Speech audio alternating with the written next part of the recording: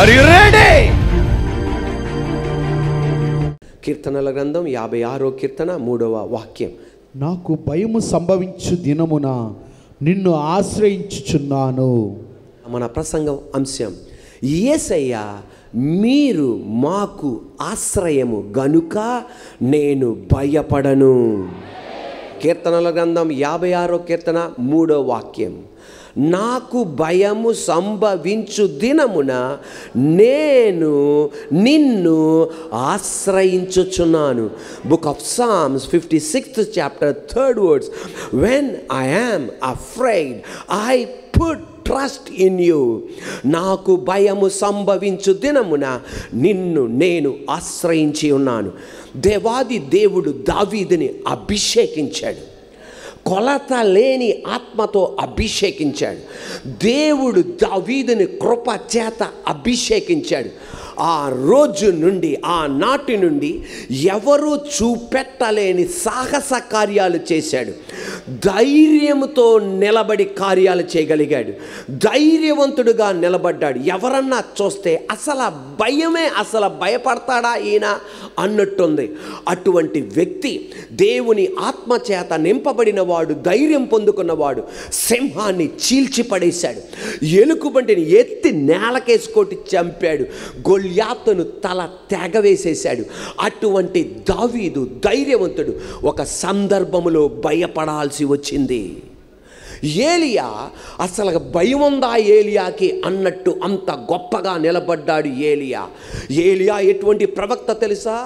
దేవుని ఎదుట నిలబడి, దేవుని ఆత్మచేత నిలబడిన ఏలియా ఆహాబు రాజు దగ్గరికి వెళ్ళి అన్నాడు, నేను చెప్పేదాకా వర్షము కానీ మంచు కానీ పడదు. అసలు ఆహాబు ముందన నిలబడడానికి ఎవడికి దమ్ము లేదు. అటువంటి ధైర్యవంతుడు. కర్మేల్ పర్వతం దగ్గరికి వెళ్ళి బయలా దేవుడు, యెహోవా దేవుడు అని రుజువుపరిచిన ధైర్యవంతుడు. చచ్చిపోయిన బాబు కోసం వెళ్ళి, మరణించిన బాబు కోసం వెళ్ళి ప్రార్థన చేశాడు. మరణించిన వ్యక్తి దగ్గరికి వెళ్ళడానికి జనాలకు భయం. పాడి వెళ్తుంటే అటు వస్తుంటే ఇంకొక వైపు వెళ్తారు, అది భయం. అటువంటిది మరణించిన బాబు కొరకు ప్రార్థన చేసి దేవుడి కృప వలన మరణించిన బాబు తిరిగి లేచాడు. అటువంటి ధైర్యవంతుడు. వర్షం పడేదాకా నా ప్రార్థన ఆపను అన్న ధైర్యవంతుడు. కానీ ఒక సందర్భములో ఆయన భయపడాల్సి వచ్చింది. బాప్టిజం ఇచ్చే యోహాను గొప్ప ధైర్యవంతుడు. ఆయన ప్రసంగములో మొక మాటం లేకుండా వాళ్ళు బాధపడతారా, వీళ్ళు బాధపడతారా, ఈ వ్యక్తి బాధపడతారా అన్నట్టు చూడకుండా సర్ప సంతానం అన్నాడు. ఏ రోజు రాజు దగ్గరికి వెళ్ళి, ఏ రోజు రాజు దగ్గర నిలబడటానికి ఎవడికి ధైర్యం లేదు, ఎవడికి గట్స్ దమ్ము లేదు. వెళ్ళి అన్నాడు, నువ్వు నీ తమ్ముని భార్యను నీ భార్యగా ఉంచుకున్నావు, నువ్వు చేసేది తప్పు, పాపిష్టి కార్యం చేస్తున్నావు అన్నాడు. అటువంటి ధైర్యవంతుడు. అతను ఒక సందర్భం గుండా వెళ్తుండగా భయపడ్డాడు. ఇలా ముగ్గురు మనకి చెప్పేది ఏంటి తెలుసా?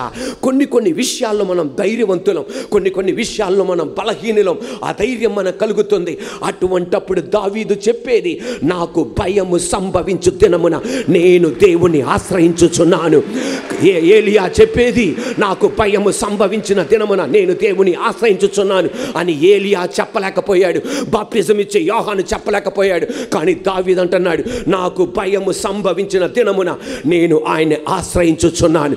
ఈరోజు వాక్యం వింటున్న దేవుని బిడ్డలారా, నువ్వు ఒక ఏరియాలో ధైర్యవంతుడివి, మరొక ఏరియాలో నువ్వు ధైర్యవంతుడివి కాదు, ధైర్యవంతురాలువి కాదు. అయినా ఏలియా వలె కృంగిపోవక్కర్లా, దావీదు వలె నిరుసాపడక్కర్లా, బాప్టిజం ఇచ్చే యోహాను వలె కృంగిపోవక్కర్లా.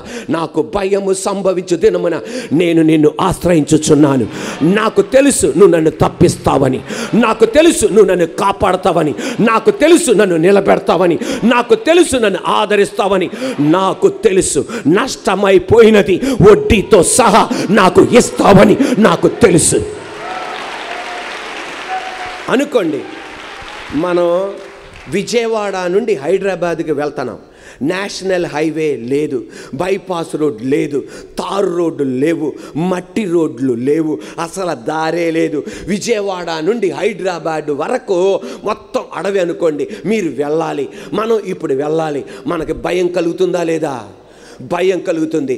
కానీ ఇప్పుడు విజయవాడ నుండి హైదరాబాద్కి, హైదరాబాద్ నుండి విజయవాడకి రావడానికి భయం కలుగుతుందా? భయం కలగట్లా. వెళ్ళడానికి 3, రావడానికి 3, 6 వాహనాలు ఒకేసారి అనుకుంటా వెళ్ళగలం. ఎందుకని? ఇప్పుడు మనకు భయం లేదు. ఎందుకంటే మనకన్నా ముందల అనేక మంది వేదన పడ్డారు, కష్టపడ్డారు. ఇప్పుడు ప్రభుత్వం వారు దేవుని కృప వలన జోక్యం చేసుకొని ప్రభుత్వం వారు నేషనల్ హైవే వేసి ఇటు వెళ్ళడానికి అటు రావడానికి భయం లేకుండా చేశారు. సర్వశక్తి గల దేవుడు దావీదుతో చెప్పేది, నువ్వు ఎప్పుడు వెళ్తున్న ఈ దారి గుండా నువ్వు వెళ్తున్నావే, అది నువ్వు ఒక్కడవే వెళ్ళట్లా, దీనికి మించి అనేక మందిని నేను తీసుకెళ్ళా, నిన్ను కూడా నేను తీసుకెళ్తా. నీ మీద నా ఆత్మను ఉంచా, నీ మీద నా ఆత్మను ఉంచా, నీ మీద నా ఆత్మను ఉంచా. నా మీద ఆయన ఆత్మను ఉంచాడు, మన సంఘం మీద ఆయన ఆత్మను ఉంచాడు. అనేక మందిని తీసుకెళ్ళాడు, నిన్ను కూడా ఆయన తీసుకెళ్తాడు. మార్గ మధ్యలో ఆయన విడవడు. ఈరోజు నేను చెప్పనా, అప్పుల దారి గుండా నువ్వు వెళ్తున్నావేమో, శోధన దారి గుండా వెళ్తున్నావేమో, అన్నీ నష్టపరుచుకున్న దారి గుండా వెళ్తున్నావేమో. దావీదు అనుకున్నట్టు నేను ఒక్కడనే వెళ్తున్నాను అనుకోకు, అనేక మందిని తీసుకెళ్ళాడు, నిన్ను కూడా ఆయన తీసుకెళ్తాడు. అనేక మంది అబ్రహామును తీసుకెళ్ళాడు, ఇస్సాకునైనా తీసుకెళ్ళాడు, యాకోబునైనా తీసుకెళ్ళాడు, మోషేని ఆయన తీసుకెళ్ళాడు, యోసేపునైనా తీసుకెళ్ళాడు. ఈ 5గురిని అడగండి, తల దించుకునేటట్టు నా దేవుడు చెయ్యలా. ప్రజలు అనుకున్నారు మేము తల దించిన బతుకుతున్నామని, కానీ కొన్ని అధ్యాయాల తర్వాత వాళ్ళే చెప్పారు, వీళ్ళ దేవుడు వీళ్ళ తలను దించలా, నా తల ఎత్తు వాడవు నువ్వే. 2021లోనికి మొదటి ఆదివారం అడుగు పెట్టాం. ప్రవచనాత్మంగా చెప్పేది 2020 ఒక గాఢాంధకారపు లోయ, ఒక మరణకరపు లోయ, ఒక నష్టపు లోయ, ఒక వేదనకరమైన లోయ. అక్కడే నడిపించిన వాణ్ణి ఈ మొదటి ఆదివారం నీతో ప్రవచనాత్మంగా చెప్పేది, ధైర్యంగా ఉండు, నేను నిన్ను నడిపిస్తా. హల్లెలూయా, నేను నిన్ను నడిపిస్తా. దావీదు ఒక అద్భుతమైన మాట అంటున్నాడు, when I am afraid I trust in you. నాకు భయము సంభవించు దినమున నిన్ను ఆశ్రయిస్తా.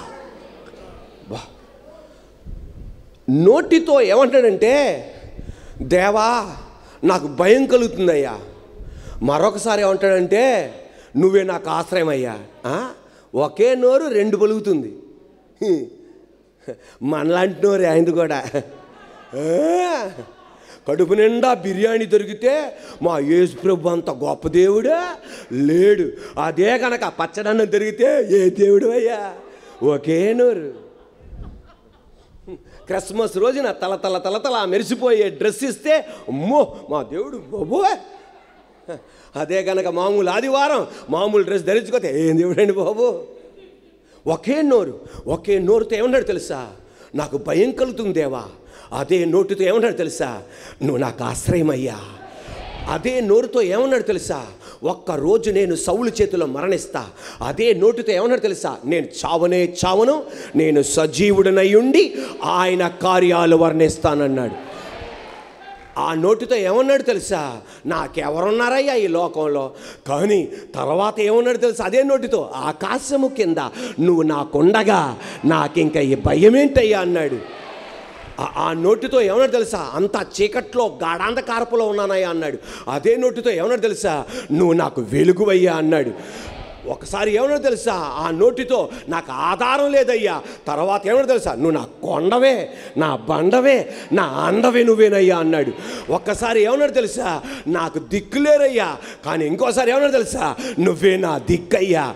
నన్ను అమ్మ పట్టించుకోదయ్యా, నాన్న పట్టించుకోదయ్యా, నా అమ్మ పట్టించుకోదయ్యా, నాన్న పట్టించుకోదయ్యా అన్నాడు. మరొక చోట ఏమన్నాడు తెలుసా, నా తల్లిదండ్రులను విడిచిన యెహోవా చేరదీయను.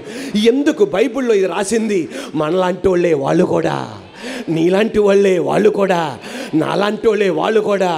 ఆమేన్, హల్లెలూయా. ఇదే నోటితో దేవుణ్ణి స్తుతిస్తాం, ఇదే నోటితో దేవుణ్ణి తిడతాం, ఇదే కంటితో పవిత్రమైనది చూస్తాం, ఇదే కంటితో అపవిత్రమైనది చూస్తాం, ఇదే చెవులతో అపవిత్రమైనది వింటాం, ఇదే చెవులతో పవిత్రమైనవి వింటాం. ప్రార్థన చేస్తాం గంట సేపు.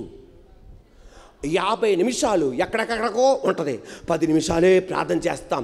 ఇదే మనసుతో మంచివి ఆలోచిస్తాం, ఇదే మనసుతో అపవిత్రమైనది ఆలోచిస్తాం, ఇదే మనసుతో కనికరం గల మాటలు మాట్లాడతాం, ఇదే నోటితో కనికరం గల మాటలు మాట్లాడతాం, ఇదే నోటితో కఠినమైన మాటలు మాట్లాడతాం, ఇదే నోటితో ఆదరించే మాటలు మాట్లాడతాం, ఇదే మాటలతో బాధ పెట్టే మాటలు మాట్లాడతాం. అయినా దావీదు అనేది, నా నోరు ఇలాంటిదయ్యా, మమ్ముల్ని ఇంకొకడైతే వినండి, ఇంకొకడైతే మమ్మల్ని రోడ్డు రోలర్ కింద తొక్కి చట్నీ చేసి సొరకాయ పచ్చడి చేసినట్టు చేసేవాళ్ళయ్యా. నువ్వు కాబట్టి మమ్మల్ని బతికిస్తున్నావయ్యా. నువ్వు కాబట్టి మా చూపు సరైంది కాదు, మా మనసు సరైంది కాదు, మా ఆలోచన సరైంది కాదు, మా నోరు సరైంది కాదు, మా చూపు సరైంది కాదు, మా నిలకడ సరైంది కాదు. ఇంకొకడైతే రోడ్డు రోలర్ కింద పచ్చడి చేసేవాళ్ళు బీరకాయ పచ్చడి చేసినట్లుగా. కానీ కృపగల దేవుడు, ఆయన కుమార్తెవు నువ్వు, ఆయన కుమారుడువు నువ్వు, ఆయన కుమారుడువి నేను, నిన్ను ఆయన నిలబెడుతున్నాడు. నాకు భయము సంభవించు దినమున నిన్ను ఆశ్రయించుచున్నానయ్యా. Praise the lord. ఏం దేవుడండి బాబు ఆయన. హల్లెలూయా. నాకు భయం ఎందుకు కలుగుతుంది? నాకెందుకు భయం కలుగుతుంది తెలుసా? నేను మనిషిని గనక నాకు భయం కలుగుతుంది. నాకు ప్రకృతి మీద అధికారం లేదు, జంతువుల మీద నాకు అధికారం లేదు, సౌలు రాజ్యం మీద నాకు అధికారం లేదు, సౌలు సైన్యం మీద నాకు అధికారం లేదు. నేను మనిషిని గనక నాకు భయం కలుగుతుంది. కానీ నిన్నెందుకు ఆశ్రయిస్తున్నాను తెలుసా? నీకు పరలోకం మీద అధికారం ఉంది, భూమి మీద నీకు అధికారం ఉంది, పాతాళం మీద అధికారం ఉంది. అవును, నేను మనిషిని, ఈరోజు కనపడి రేపు మాయమైపోయే మనిషిని, ఈరోజు కనబడి రేపు మాయమయ్యే నీటి బుడగలంటోణ్ణి, ఈరోజు కనబడి రేపు మాయమయ్యే గడ్డి పరకలంటోణ్ణి. కానీ నేను నిన్ను ఆశ్రయిస్తున్నా తండ్రి. సౌలు రాజు ఎదురుగా నిలబడే దమ్ము నాకు లేదయ్యా. ఆ రాజ్యం, సౌలు రాజ్యాన్ని ఎదుర్కొనే ఢీకొనే శక్తి నాకు లేదయ్యా. ఆ ప్రభుత్వాన్ని ఎదుర్కొనే శక్తి నాకు లేదయ్యా. నాకు ప్రకృతి మీద అధికారం లేదయ్యా, జంతువుల మీద అధికారం లేదయ్యా. నువ్వు అధికారివయ్యా, నేను నిన్ను ఆశ్రయిస్తున్నానయ్యా. మీకు తెలుసా, ఆయన మనిషి అని దేవుని దగ్గర ఒప్పుకున్నాడు. తద్వారా జరిగింది ఏం తెలుసా? ఏ మనిషి కూడా అతని హాని చేయలేకపోయాడు, ఏ ప్రభుత్వం కూడా హాని చేయలేకపోయింది, ఏ రాజ్యం కూడా ఆయన హాని చేయలేకపోయింది, ప్రకృతి కూడా హాని చేయలేకపోయింది.